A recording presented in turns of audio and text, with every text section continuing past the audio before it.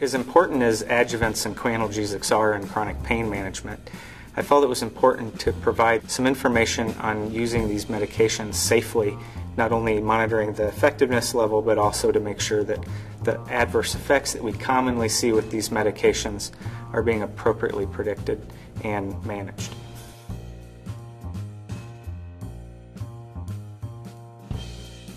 So I think a good example of how adjuvants play a role in pain therapeutics is considering some of the anticonvulsant medications and thinking about the pathogenesis that was learned earlier in the day,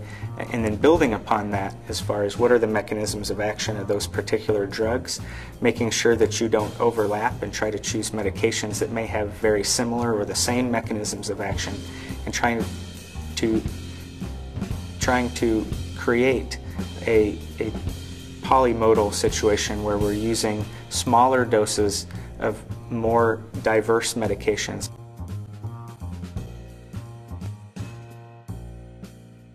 I think that probably one of the most common adverse effects that most of the clinicians are already aware of is that of gastrointestinal side effects with the NSAIDs and some of the monitoring that goes with those. Newer concerns have recently arisen as far as the cardiovascular adverse effects of NSAIDs and outlining which of the NSAIDs may be safer, comparatively speaking, with others. Another large group of adjuvant analgesics that we've been using frequently are the antidepressants. Some of those have some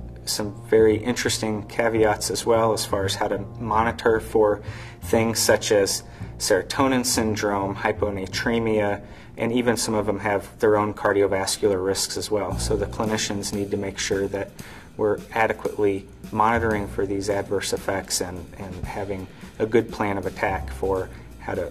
handle them when they arise.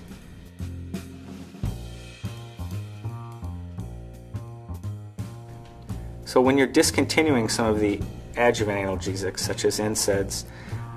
antidepressants, anticonvulsants, we run into some very interesting situations. With the antidepressants, for the most part, usually what the patients can see is a withdrawal syndrome, usually more from the serotonin than any of the other neurotransmitters affected.